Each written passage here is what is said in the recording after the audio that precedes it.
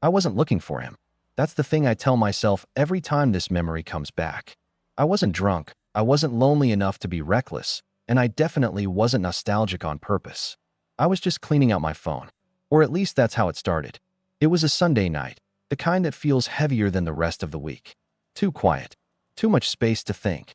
I'd opened my settings to free up storage because my phone kept yelling at me, and somehow I ended up deep in archived backups, old message threads, half-forgotten group chats, names that barely meant anything anymore.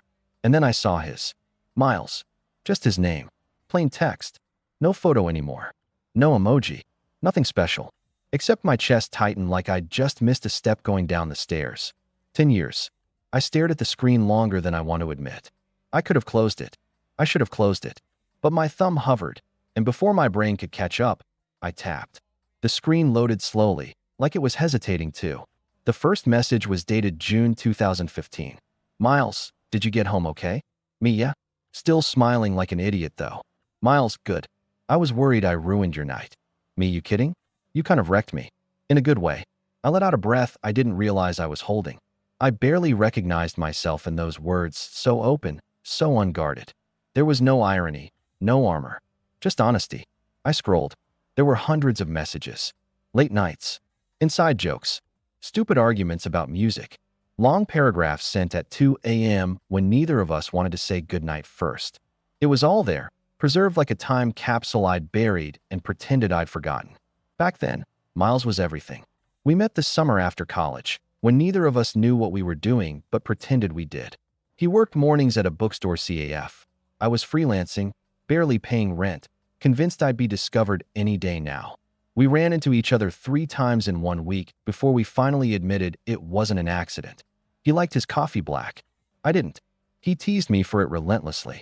The messages reflected that version of us, soft, hopeful, a little reckless. Me. Tell me something real. Miles. Real how? Me. Like, something you don't say out loud. Miles. I'm scared you'll leave once you realize I'm not as put together as you think. My throat tightened. I remembered that night. We were sitting on the floor of my apartment, backs against the couch, sharing a cheap bottle of wine. He'd said it quietly, like it was fragile. I'd kissed him instead of answering. Scrolling through the thread felt like reopening a door I'd spent years keeping shut. Every message pulled me further back into that version of myself, the one who believed timing was flexible, that love could be enough on its own. It hadn't been. Things didn't end in some dramatic explosion. No cheating. No screaming. Just distance. Misaligned plans. A job offer he couldn't turn down. A city I wasn't ready to leave. We promised to stay in touch. We didn't. The last message sat there, staring at me like an accusation. Miles, I think I'll always love you. I just don't know how to do this without hurting us both. Me, I know. I don't either. Miles, maybe someday. Me, yeah? Maybe. No goodbye. No closure. Just silence. I locked my phone and tossed it onto the couch like it had burned me. My heart was pounding, loud enough that I could feel it in my ears. 10 years had passed. I had a life now. Different job. Different apartment. Different men. None of them Miles. I told myself this was just nostalgia. That everyone looks back and romanticizes what they didn't get to finish. That reopening old messages didn't mean anything. But later that night, lying in bed with the lights off, I unlocked my phone again. And for the first time in a decade, I searched his name not in archived messages, but in my contacts. He wasn't there. I stared at the empty search bar, thumb resting on the keyboard, a single question echoing in my head. What if he remembers it the same way I do? I didn't text him. Not yet. But I didn't sleep either. Monday morning didn't fix anything. I went through the motions: coffee, shower, emails, but my head was somewhere else entirely. Every quiet moment pulled me back to those messages, to that version of Miles who used to text me pictures of dog-eared book pages and say, "This line feels like you." By lunchtime, I gave up pretending I wasn't distracted. I found myself back in the archived thread, scrolling from the top this time, like I was rereading a book I already knew would wreck me. It was strange how familiar his voice still felt. 10 years later, and I could hear him in every sentence: dry humor, careful phrasing, the way he'd soften anything vulnerable with a joke. Miles, if we ever break up, promise me we won't pretend we were nothing. Me, that's dramatic. Miles, I am dramatic. Just promise. Me, okay, I promise. I closed my eyes. That promise sat heavy now. Because pretending he was nothing had been exactly how I survived. I didn't know what made me do it. Maybe it was the lack of sleep, or maybe it was the fact that the hardest things in my life had always happened when I waited too long. Either way, my fingers moved before I could stop them. I typed his name into social media. There were a few false starts, old profiles, private accounts, nothing that felt right. And then I found him. Miles Rowan. One mutual friend. Same face, just older. Thinner around the eyes. Softer somehow. His hair was shorter now, flecked with gray at the temples. The kind that doesn't age you, just tells the truth. I stared at his profile picture longer than I should have. He was smiling, but it wasn't the grin I remembered. This one looked quieter, earned, like he'd been through some things and come out the other side still standing. I didn't scroll. I didn't want to know everything all at once. Instead, I locked my phone and sat back in my chair, heart racing like I'd just done something reckless. Don't message him, I told myself. You don't get to reopen doors you chose to close. The problem was I hadn't chosen. Not really. Life had decided for us, and I'd gone along with it because it felt easier than fighting. That night, I poured a glass of wine I didn't need and sat on my couch, phone face down on the coffee table. I tried watching a show. I tried reading. I even tried going to bed early. Nothing worked. At 11:47 p.m., I picked up my phone. I stared at his profile again, thumb hovering over the message button like it weighed 100 pounds. I practiced a dozen openings in my head. Casual ones. Safe ones. Ones that didn't scream, "I've been thinking about you for 10 years.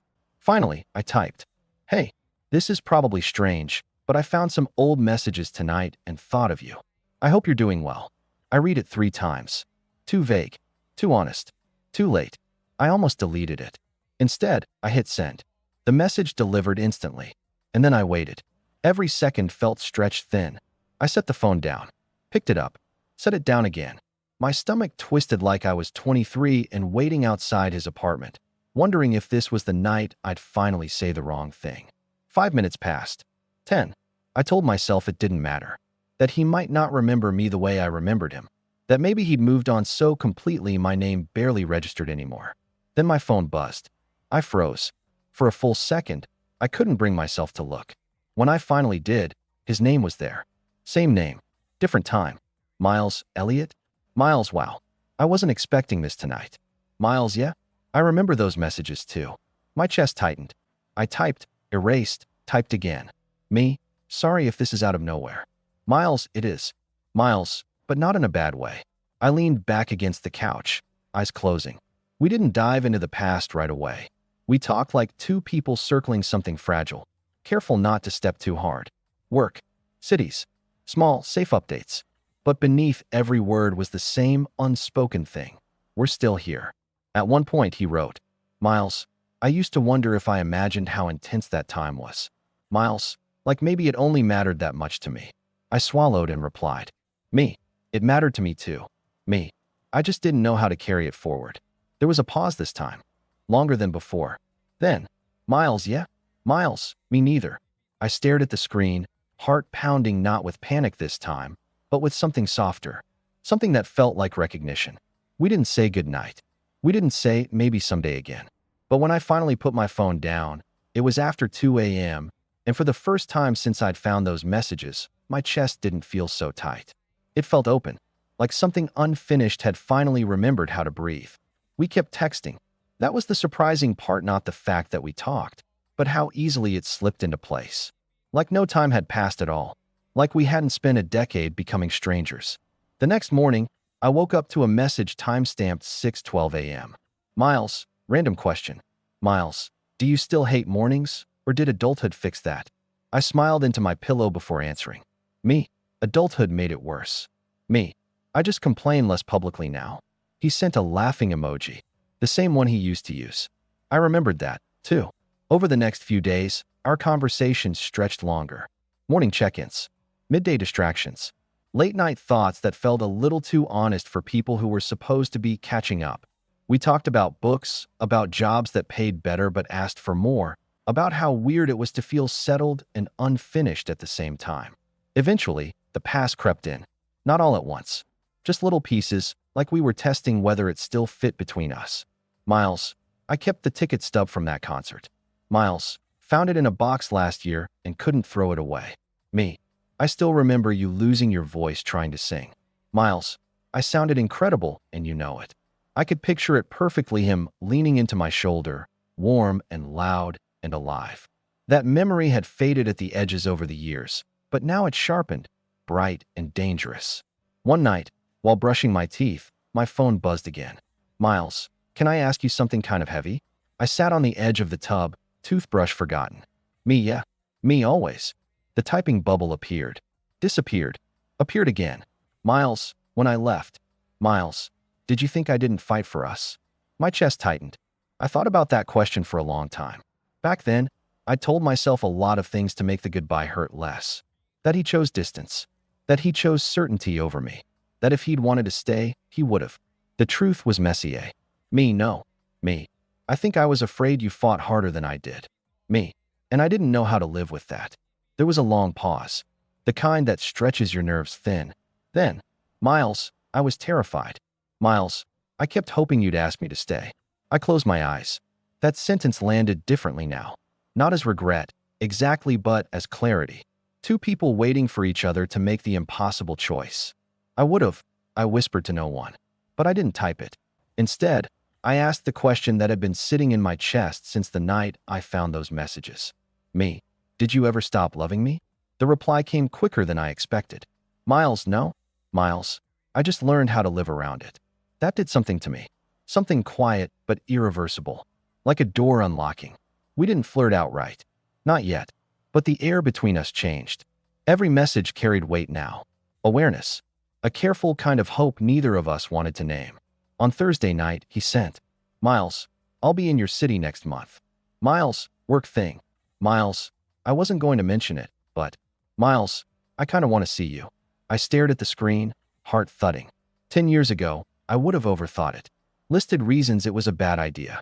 Told myself it was safer to leave things as they were untouched, theoretical.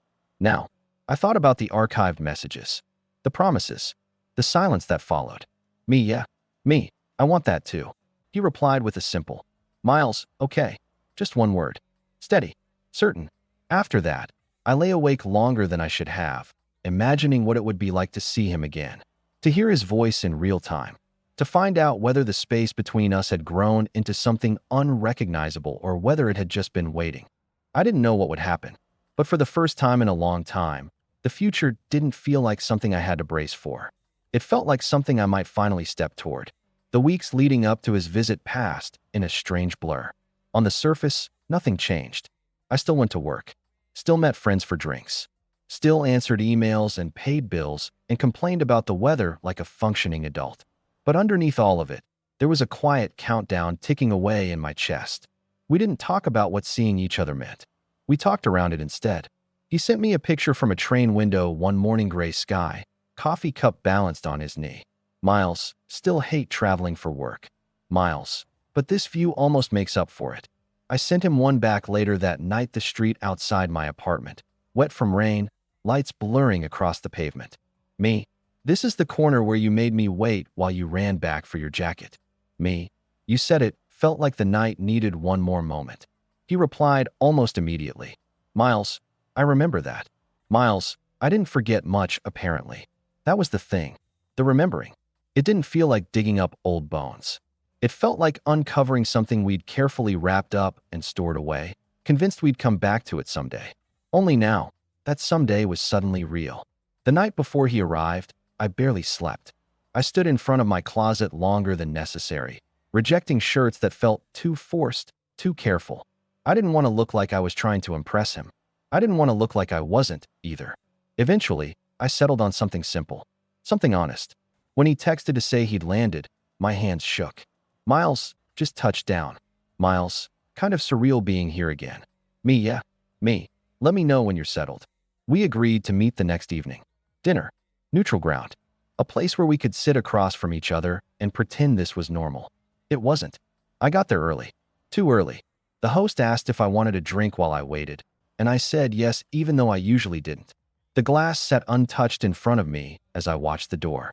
When he walked in, I knew instantly. Time hadn't erased him, it had just added layers. His shoulders were broader, posture more confident. There were fine lines around his eyes that made his smile softer when it appeared. He scanned the room once before spotting me, and when our eyes met, something passed between us that made my breath catch. Recognition. He smiled slowly, like he was making sure I was really there. "Elliot," he said, standing in front of me now. "Miles," I replied, and hearing his name out loud again felt unreal. For a second, neither of us moved. Then he leaned in, and we hugged, careful at first, then tighter, like our bodies remembered something our minds were still catching up to. He smelled the same. Different soap, maybe, but the same underneath. Familiar enough to make my chest ache. "Wow," he murmured. "You're real." I laughed quietly. Last I checked, dinner passed in a strange mix of ease and intensity. Conversation flowed, but there was an undercurrent to everything we said. A weight, a shared awareness that this wasn't just catching up. At one point, he looked at me and said, "You still do that thing with your hands when you're nervous." I glanced down, surprised to see my fingers worrying the edge of my napkin. "Guess some things stick," I said. "Yeah," he replied softly. "They do." Afterward, we walked. No destination, just moving through the city like we used to. The air was cool, the streets buzzing but distant. At a crosswalk, our hands brushed. Neither of us pulled away. He stopped suddenly, turning toward me. "Can I ask you something without you deflecting?" I raised an eyebrow. "That depends." "Do you still feel it?" he asked. "Whatever this is." The streetlight above us hummed softly. Cars passed. Life went on. "Yes," I said. No hesitation this time. "I do." He nodded once, like he'd needed to hear it out loud. "Me too." We stood there, close enough that I could feel the warmth of him, the gravity. He didn't kiss me. Not then. Instead, he rested his forehead briefly against mine. "I don't want to rush this," he said. "But I don't want to pretend it's nothing either." I swallowed. Neither do I. When we finally parted that night, it was with a promise not spoken, but felt. Something was unfolding, slowly and deliberately. Not the reckless intensity of our 20s, but something steadier. Earned. As I watched him walk away, I realized something that scared me more than the reunion itself. This wasn't about the past anymore. This was about what we chose to do now. Seeing him again cracked something open I hadn't realized was still sealed shut. The next morning, I woke up with that familiar post-dream disorientation, except it wasn't a dream. My phone was on my nightstand, screen dark, but I knew if I unlocked it there would be proof. Messages. A timestamp. Evidence that Miles had been real and present and standing under a streetlight with his forehead against mine. He texted first. "Miles, did you sleep at all?" "Miles, because I didn't." I smiled, slow and quiet. "Me, barely." "Me. My brain feels like it ran a marathon." "Miles, yeah?" "Miles, same." "Miles, in a good way though." That became our rhythm while he was in town. We didn't rush into anything dramatic. No declarations. No impulsive decisions. Just time. Coffee one morning before his meetings. A late walk after dinner another night. Sitting side by side on a park bench, shoulders almost touching, talking about everything except the obvious. It felt intentional. One evening, after he'd finished a long workday, he came over. That alone felt significant. My place wasn't the apartment from 10 years ago, different layout, different neighborhood, but as soon as he stepped inside, he looked around like he was orienting himself emotionally, not spatially. "You still keep your books everywhere," he said, smiling. "Some habits deserve to survive," I replied. We opened a bottle of wine. Sat on opposite ends of the couch at first, like we were both pretending proximity didn't matter. But eventually the space between us shrank. Our knees brushed, then stayed that way. At some point, he exhaled and said, "I've been thinking about that last night." "What you said?" "Which part?" I asked. "That you still feel it." I nodded. "I do." He leaned forward, elbows on his knees. "I'm trying not to romanticize the past," he said carefully. "I don't want us to mistake familiarity for destiny." "That's fair," I said. "I've been thinking the same thing." He glanced at me. And I don't think this is just familiarity," I continued. "I think we're different people now, which means whatever this is would be different too." He considered that, then smiled, small but genuine. I like that answer. Silence settled between us, comfortable but charged. I could feel the moment approaching, like a held breath. "Miles," I said quietly. "Yeah. I need to know something before we cross any lines." He turned fully toward me. "Okay. Are you here because you miss who we were?" I asked. "Or because you're curious about who we could be now?" He didn't answer right away. He looked down, then back up. eyes steady. Both, he said honestly. But I wouldn't be sitting on your couch if it was only the first one. That was enough. I leaned in slowly, giving him time to pull away. He didn't. Our lips met gently, no rush, no urgency. Just confirmation. Like finishing a sentence we'd been writing for 10 years. When we pulled back, he rested his forehead against mine again, laughing softly. Okay, he murmured. Yeah, that feels right.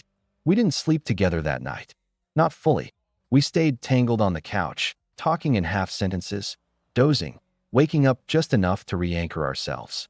It felt intimate in a way that went deeper than skin.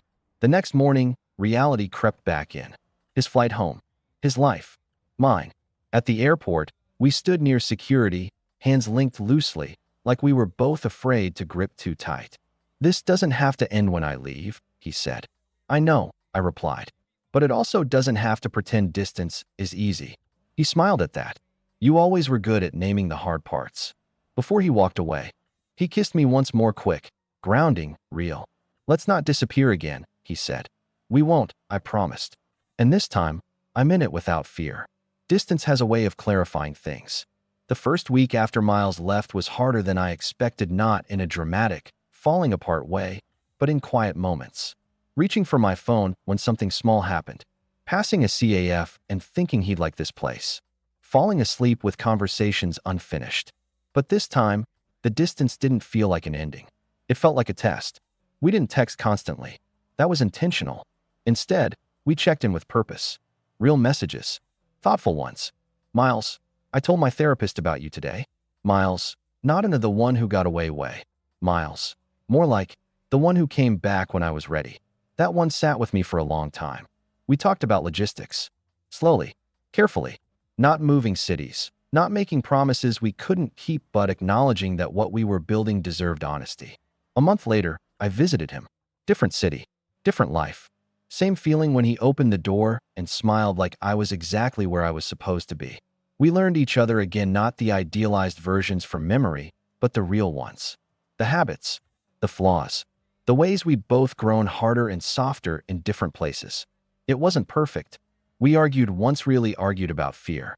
About whether we were brave enough not to repeat old patterns. It scared me how familiar that edge felt. But this time, neither of us walked away. One night, lying beside him in the dark, he said, I think the reason those messages haunted me for so long is because they weren't lies. They were just paused. I turned toward him. Yeah, I said.